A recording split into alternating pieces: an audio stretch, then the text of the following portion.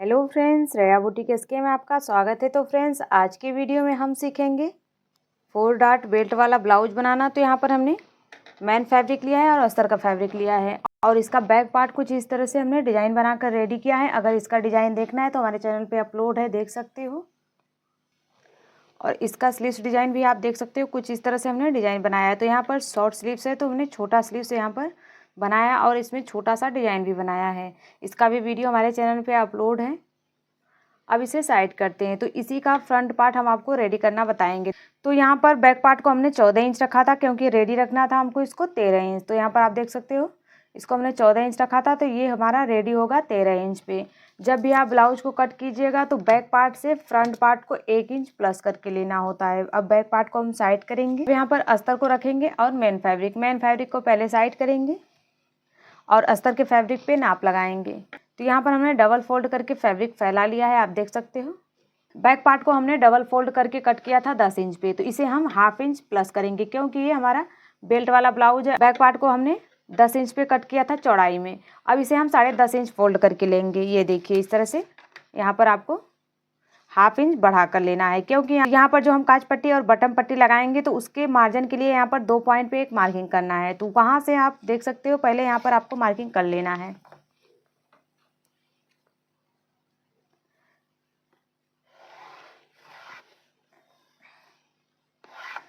इस तरह से मार्किंग करने के बाद से अब जो भी हम मार्किंग करेंगे इसके बाद से मार्किंग करेंगे।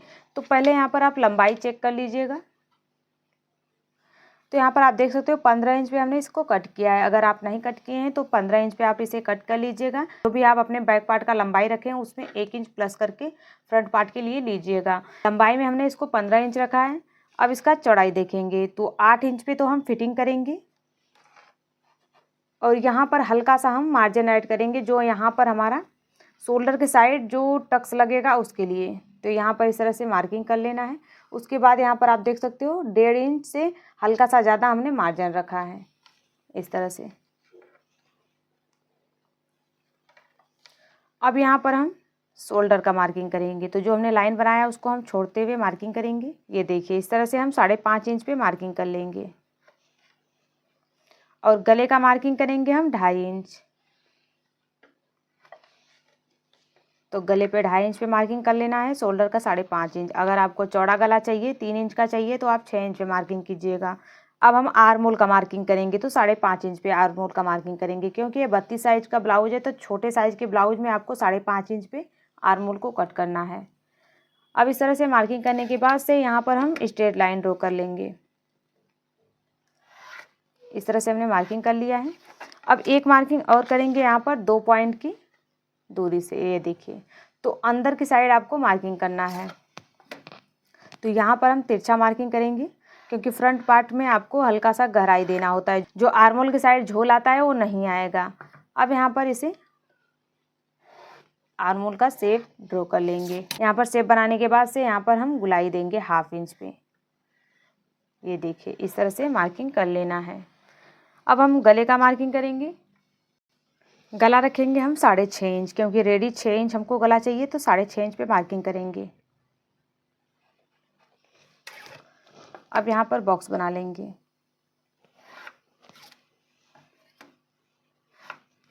इस तरह से मार्किंग करने के बाद से हल्का सा हम बाहर की साइड से गला का यहाँ पर ड्राइंग करेंगे क्योंकि गला हमारा हल्का सा यहाँ पर फैलाव में आएगा, तो गला यहाँ पर अच्छे से रेडी होगा, यानी कि इसका लुक अच्छा लगेगा। इस तरह से आप देख सकते हो। अब इसे इस तरह से घुमा लेंगे। अब यहाँ पर हम बेल्ट का पहले मार्किंग कर लेंगे। आप अपने पुराने ब्लाउज से बेल्ट को पहले नाप लीजिएगा कि आपका बेल्ट कितने इंच पे है।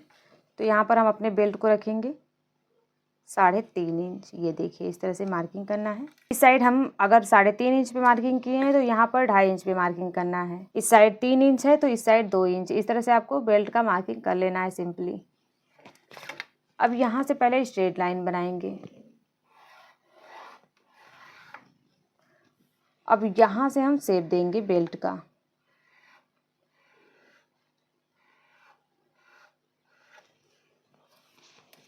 अब यहाँ पर आप देख सकते हो शेप हमने दे दिया है।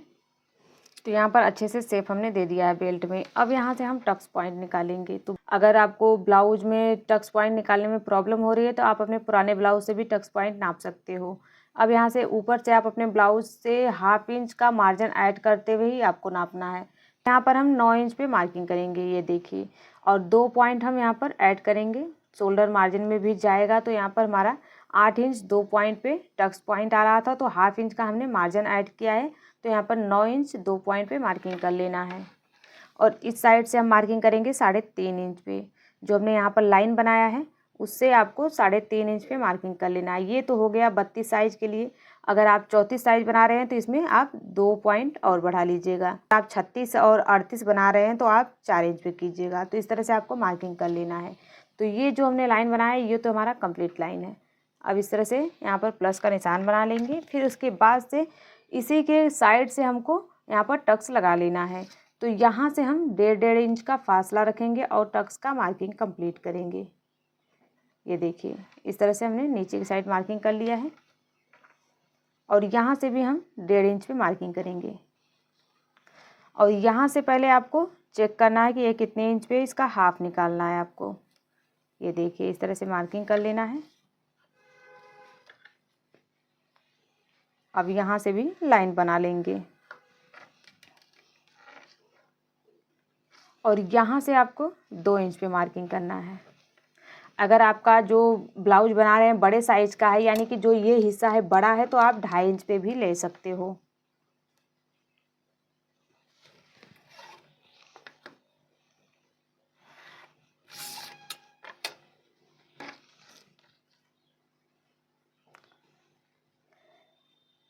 तो यहाँ पर आप देख सकते हो चारों टक्स की हमारी मार्किंग कंप्लीट हो गई है। ये वाला लाइन यहाँ पर मिलाना है।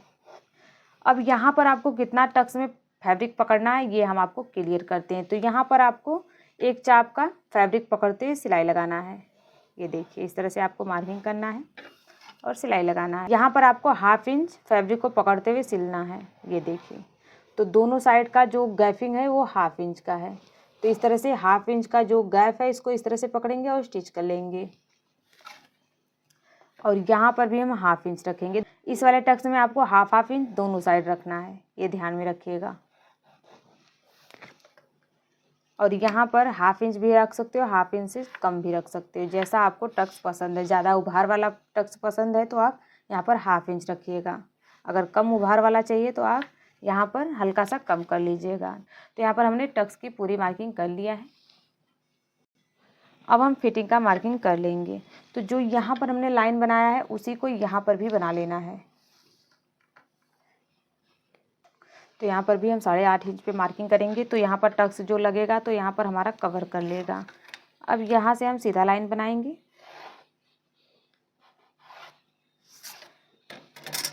अब आपको बेल्ट को देखना है। कमर है 28 इंच, तो यहाँ पर हम 7 इंच पे मार्किंग करेंगे। 28 का 4 फोल्ड होगा 7 इंच, तो यहाँ पर हम 7 इंच पे मार्किंग करेंगे, जो हमने लाइन बनाया है उसको छोड़ते हुए। ये देखिए, इस तरह से लाइन बना लेना है और यहाँ पर आपको जितना मार्जिन ऐड करना है कर सकते हो। तो यहाँ पर हम 1.5 से 2 इंच तक मार्जिन ऐड करेंगे और यहाँ पर एक लाइन बनाएंगे। तो आप यहाँ पर एक्स्ट्रा भी रख सकते हो, सिलने के बाद जो एक्स्ट्रा होगा उसको कट करके निकाल सकते हो। तो यहाँ पर बेल्ट का भी हमारा मार्किंग कंप्लीट हो गया है और टक्स भी यहाँ पर परफेक्ट लग गया है। अब इसको पलट लेना है और इस साइड भी मार्किंग आपको कर लेना है। तो ये देखिए, इस तरह से आपको मार्किंग दिख जाएगा, तो इसे आपको डार्क कर लेना है। तो बहुत ही नॉर्मल तरीका है ये आपको ब्लाउज बनाने का। बहुत ही अच्छे से आप ब्लाउज यहाँ पर बना लोगे। ये देखिए, इस तरह से हमने मार्किंग को कंप्लीट कर लिया है। अब यहाँ पर जो हमने मार्किंग किया है उस पर आपको कटिंग कर लेना है। तो पहले यहाँ पर हम बेल्ट को कट करेंगे।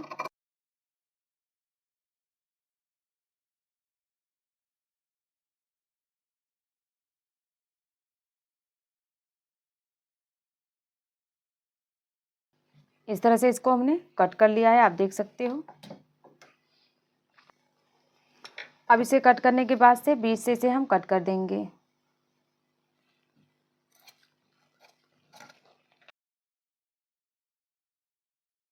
तो यहाँ पर बेल्ट को हमने छाट लिया है। तो यहाँ पर ब्लाउज की कटिंग तो हो गई है। अब इसे हम मेन फैब्रिक के ऊपर रखेंगे और मेन फैब्रिक को भी कट कर लेंगे।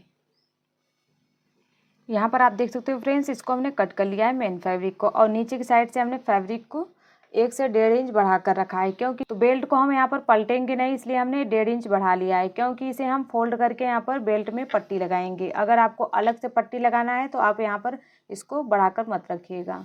अब यहाँ पर इसको कट करने के बाद से अस्तर को रखेंगे उल्टा साइड से। यहाँ पर आप देख सकते हो मेन फैब्रिक को हमने यहाँ पर उल्टा रखा है। अब इसके ऊपर अस्तर को रखेंगे। अस्तर को रखते हुए यहाँ पर मेन फैब्रिक और अस्तर को ज्वाइंट करते हुए सिलाई लगा लेना है। अगर आपको यहाँ पर सिलाई लगाने में कोई प्रॉब्लम हो रही है तो आप पिनअप करके भी सिलाई लगा सकते हो।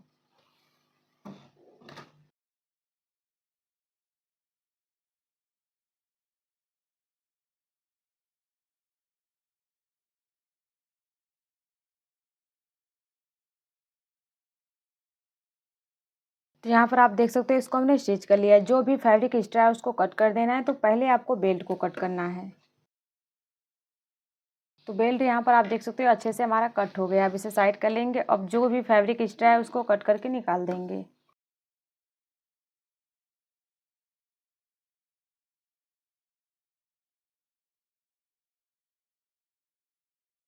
अब इसे तो हमने छाट लिया है। अब टक्स का यहाँ पर सिलाई लगाएंगे। तो जिस तरह से मार्किंग हमने किया है उसी तरह से आपको यहाँ पर टक्स का सिलाई लगाना है।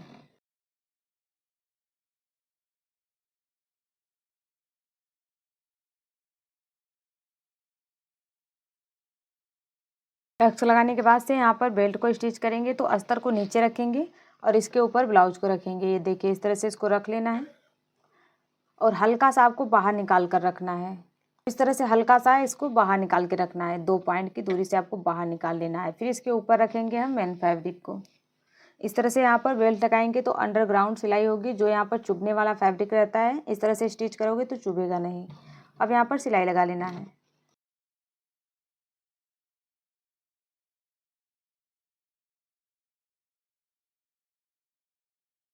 अब यहाँ पर आप देख सकते हो इसको हमने स्टिच कर लिया है। अब इसे नीचे की साइड पलट लेंगे। पलटने के बाद से अस्तर को भी पलट लेंगे और इसके ऊपर से एक सिलाई लगाना है।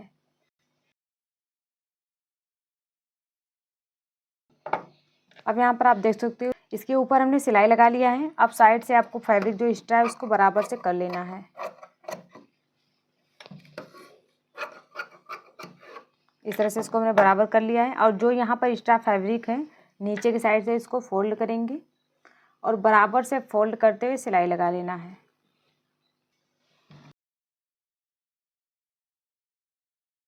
अब यहाँ पर आप देख सकते हो बेल्ट को हमने स्टिच कर लिया है और यहाँ पर जो एक्स्ट्रा है इसको यहाँ पर सीधा लाइन बना लेना है। इसको कट कर देना है। तो ये देखिए इस तरह से यहाँ पर सीधा लाइन बना लीजिएगा और इसको कट कर लीजिएगा।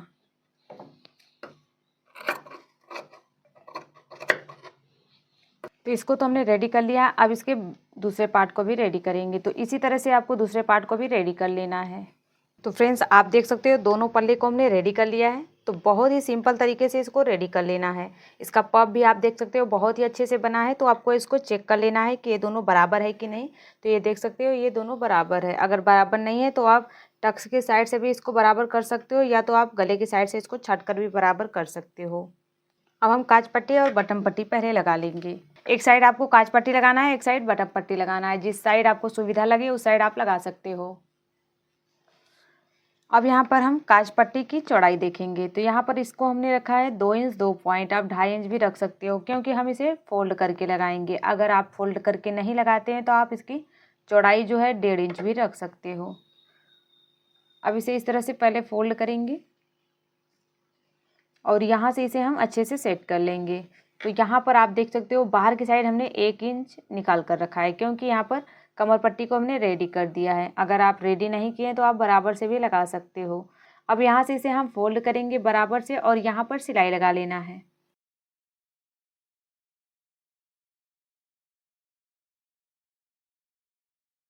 अब इस पर हमने सिलाई लगा लिया है। अब इसे हम पलट लेंगे। ये देखिए इस तरह से इसको पलटना है। इसके ऊपर भी सिलाई लगा लेना है। ऊपर की साइड जो एक्स्ट्रा है उसको कट करना है। अब इसे अंदर की साइड फोल्ड करेंगे। फोल्ड करने के बाद से यहाँ से इसको स्टिच कर लेना है।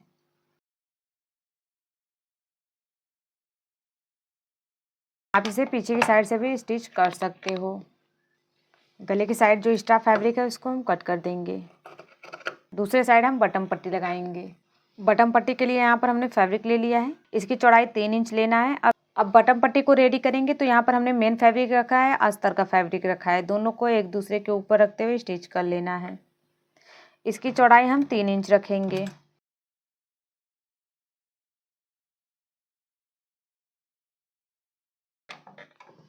इसको स्टिच करने के बाद से जो एक्स्ट्रा फैब्रिक है उसको कट करना है।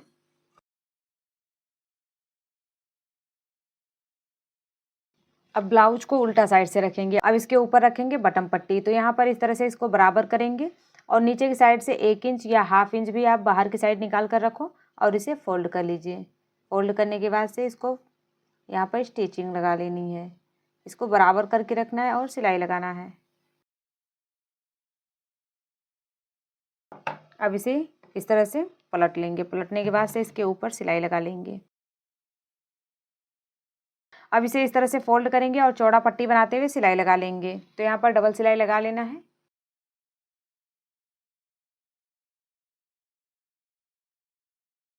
अब यहाँ पर हमने सिलाई लगा लिया है।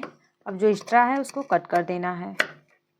तो यहाँ पर काज पट्टी और बटन पट्टी लगाने के बाद से इसको चेक कर लेना है कि दोनों बराबर है कि नहीं। अगर बराबर नहीं है तो आप गले के साइड से इसको छाट कर बराबर कर लीजिएगा। उसके बाद यहाँ पर पाइपिंग बना लेना है। पाइपिंग के लिए हमने 1.5 इंच चौड़ा पट्टी कट कर लिया है। अब इसे इस तरह से फोल्ड करेंगे। फोल्ड करने के बाद से गले पे अटैच कर लेंगे। तो यहाँ पर एक पैर का मार्जिन रखते हुए सिलाई लगाना है।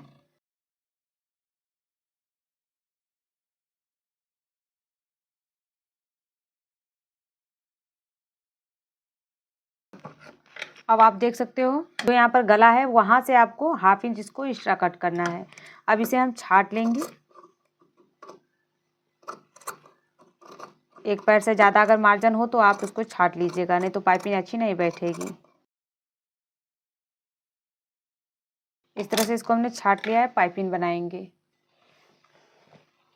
अब यहाँ से फैब्रिक को इस तरह से फोल्ड करेंगे। तो जो मार्जिन है यहाँ पर उसको इस तरह से पाइपिंग बना लेना है और यहाँ पर सिलाई लगा लेना है पाइपिंग के नीचे।